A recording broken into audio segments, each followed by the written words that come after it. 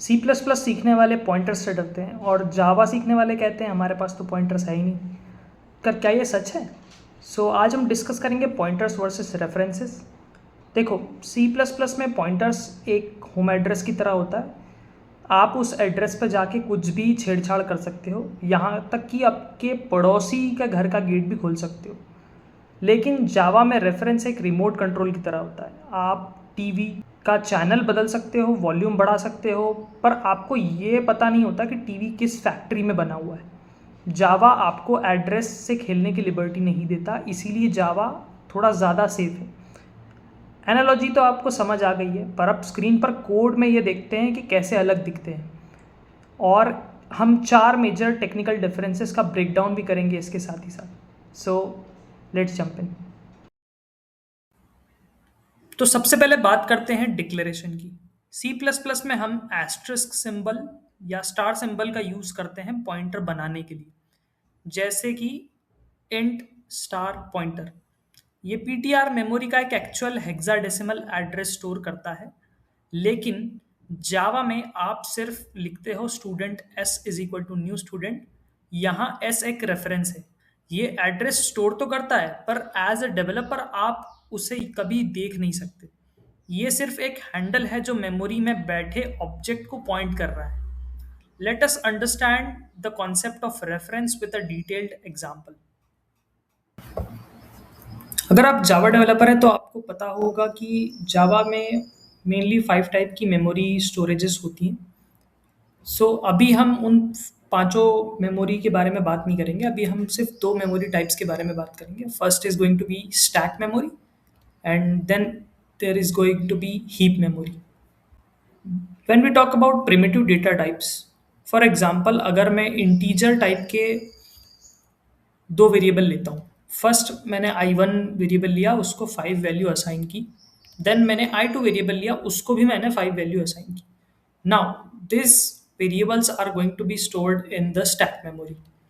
So I1 is going to be stored at an address say 200 और उसकी value 5 वहाँ पे स्टोर होगी। Then I2 is going to be stored at another address that is 300 और उसकी भी value stack में ही स्टोर होगी। नाउ इफ हम इसकी जगह पे ऐसा करते हैं कि I1 को तो 5 वैल्यू देते हैं, बट I2 को हम I1 असाइन कर देते हैं। मतलब बेसिकली I2 में हमने I1 की वैल्यू असाइन की। तो उस केस में भी बेसिकली ये होगा कि दोनों वेरिएबल्स के एड्रेसेस डिफरेंट होंगे, इवन दो उनकी वैल्यू सेम है बट एड्रेसेस डिफरेंट होंगे। Now when it comes to non primitive data types, for example string और एनी क्लास टाइप या कोई क्लास का ऑब्जेक्ट हुआ, उनको हम नॉन प्रिमिटिव डेटा टाइप बोलेंगे। अभी मैं एग्जाम्पल के लिए एक स्ट्रिंग लेता हूँ और इस स्ट्रिंग को मैं इनिशियलाइज करता हूँ विथ माई नेम। इसके लिए जो रेफरेंस वेरिएबल बनेगा वो बनेगा S1 और S1 को एक एड्रेस मिल जाएगा स्टैक मेमोरी के अंदर। बट इस मेमोरी में वैल्यू जो होगी वो स्ट्रिंग की वैल्यू स्टोर नहीं होगी। यहाँ पे एक एड्रेस स्टोर हुआ है 1002।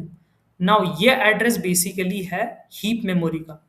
जो रेफरेंस वेरिएबल S1 है ये पॉइंट करेगा हीप मेमोरी के एक पार्ट को जहां पे हमारी एक्चुअल वैल्यू स्ट्रिंग की स्टोर्ड है। अभी हम ये करते हैं कि स्ट्रिंग फर्स्ट S1 तो हमने ले ली, उसके अंदर मेरा नाम असाइन कर दिया। देन हम ये करेंगे कि हम S2 एक और स्ट्रिंग लेंगे बट उसके अंदर S1 को असाइन कर देते हैं। इस केस में क्या होगा कि S1 तो जैसा हमारा पहला ही दिया गया था रेफरेंस वेरिएबल, वैसा स्टैक के अंदर चले गया। अब एक और स्टैक के अंदर रेफरेंस वेरिएबल क्रिएट हुआ जहां पे उसने एक एड्रेस लिया से 300। नाउ दोनों ये एड्रेस एक ही वैल्यू को पॉइंट कर रहे हैं और वो एक वैल्यू हमारी क्या थी, जो हमारी एक्चुअल स्ट्रिंग की वैल्यू स्टोर हुई थी हीप में, वो एक्चुअल वैल्यू वहां पे। इसमें नोट करने वाली बात यह है कि हीप बेसिकली ऑब्जेक्ट्स को स्टोर करता है और स्टैक वेरिएबल्स को और जो हमारे पार्शियल रिजल्ट्स हैं उनको स्टोर करता है।